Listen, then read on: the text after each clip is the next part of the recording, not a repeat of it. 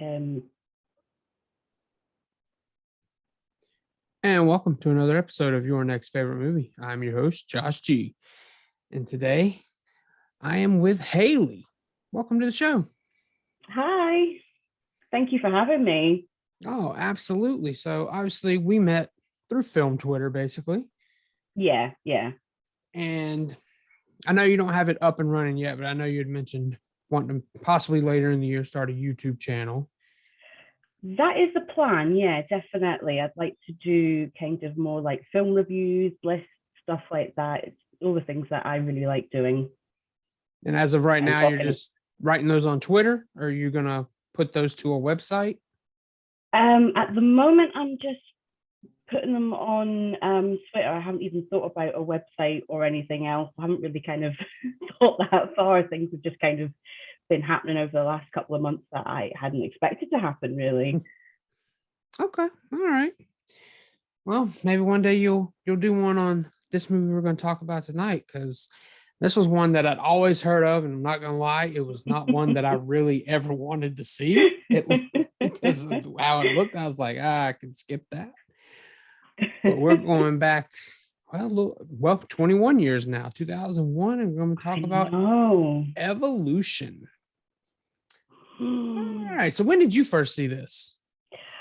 Right. I was thinking about this the other day. I must have been about, it came on the telly. I never actually saw it in the cinema, so it came on the telly. So I must have been about maybe 17, 18. Watched it with my family and I became obsessed with it. They ended up, my mum ended up recording it onto a videotape for me. And then I watched it every day for 6 months straight. Oh, wow. Okay. Yeah. Okay, that is definitely a favorite then. Oh my goodness, yeah. That's me. I watched it about 4 or 5 days ago. I can't remember what day exactly it was in the last week I watched it, but this movie, honestly, it's batshit crazy. And I was like, I kind of love this. Oh yeah, yeah. It is weird and wonderful. That's what I love about it. It's so funny. So for anyone that hasn't seen it, tell everybody what this film's about. Okay, so it is about an asteroid that crashes to Earth in a middle of nowhere town, and then a high school geologist teacher and a high school scientist teacher end up kind of using the asteroid as a school project to kind of get back into the government. From there, they notice things changing and aliens and how quickly they're evolve. And then it ends up being about a trainee firefighter and the two teachers and an ex-government stooge trying to save the world. Yeah, and like you said, the training firefighter. It's Stifler from American Pie, right in the middle of being yes. Stifler. So Seann William Scott. That's what got me to watch the film, because I'd not long watched American Pie and I was obsessed with him. So he was one of the reasons that actually got me to watch the film. Oh, well, there you go. So you've talked about watching it every day for 6 months. So what is it you love about it? I just love how silly it is. It's just so funny. It's really, really quotable. Anytime I think about it, it just makes you really, really happy. I just like the fact that it's just insane. It very much is. All right. So for this next part, let's talk about if you had gotten to have a sequel and you could have one back then, what would you have liked to have seen? I don't know. What would I have liked to seen 20 odd years ago? Or now, if you want to do a current sequel. A current sequel would be really, really good. Them thinking that, they've gone 20 odd years thinking, we beat them, and then actually they've been laying dormant under the earth, and then just popping out would be quite funny. If they did it in a big city rather than kind of still where they are, and then having mayhem go on in a major city. And if you did that, would you bring everyone back? like get everybody back for the party. Oh God, yeah, you'd have to, because they all work so well together. It would be really funny if they kind of were off all doing their own thing, and it was then trying to like get them back together. That would be quite fun too. Okay. Now let's go the route of what could possibly happen. And that, of course, is the remake. People don't like remakes, but let's say they're to remake this and you had to recast it. Who would you go with in some of these roles?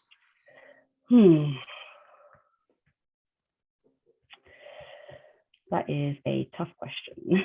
Because that's the thing. It possibly could happen at some point. I mean, there's so many remakes and reboots and sequels, and so it is absolutely possible that at some point a remake could happen.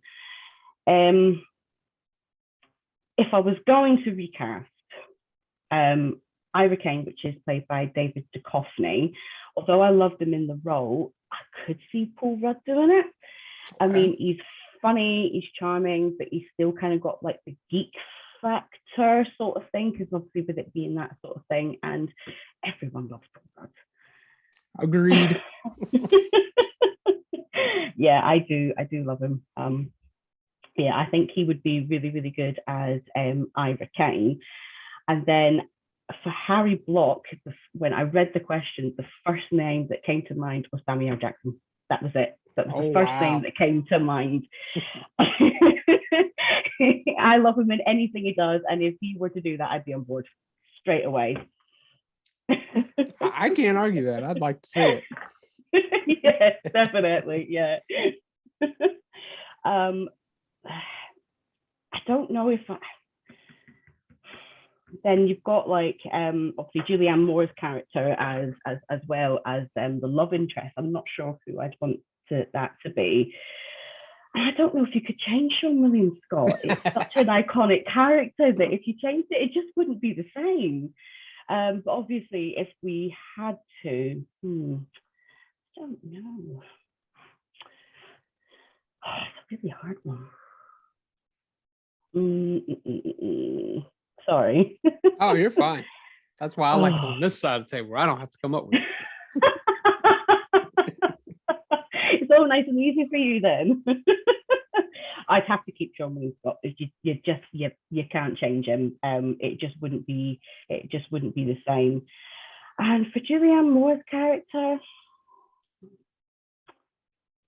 trying to think actually who would be really, really good as who's got good comedic timing.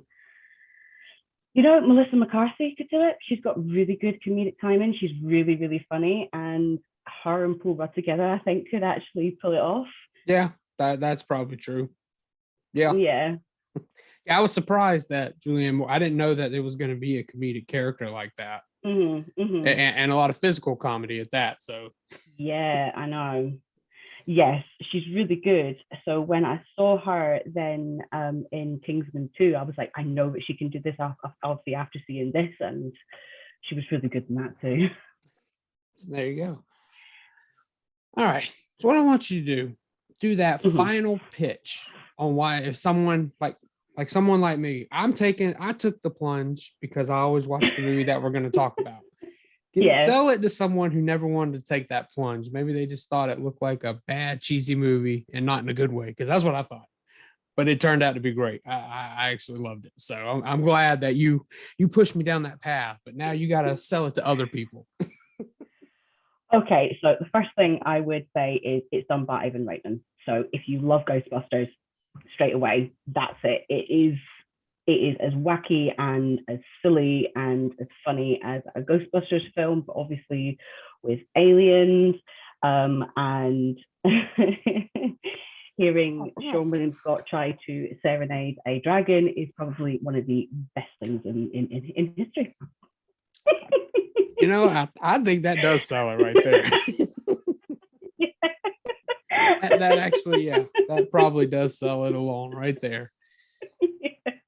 Seann William Scott serenading a dragon. There you go. I think that's your selling point.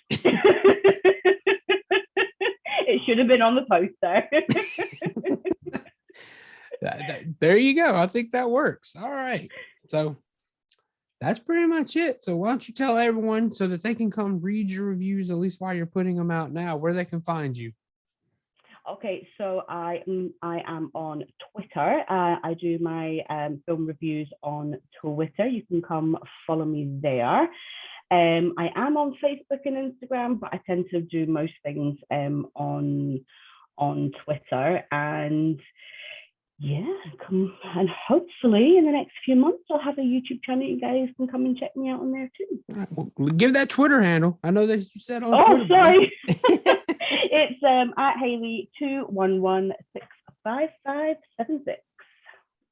Okay, and you can always just check out my page, ynfmoviepod, and then you'll be able to find Hayley through there if you don't remember the number or whatever that goes behind it. Yeah, I know. Just a generic one that Twitter gave me. Yeah, I get it. I get it. Trust me. So you'll see me interacting with Hayley. So if you come follow me, you'll end up finding her.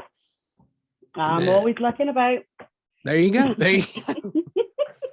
And I'll be back next week with another deep dive review with Chad and Chris. Don't know what we're talking about at this point, but I'm sure it'll be something good.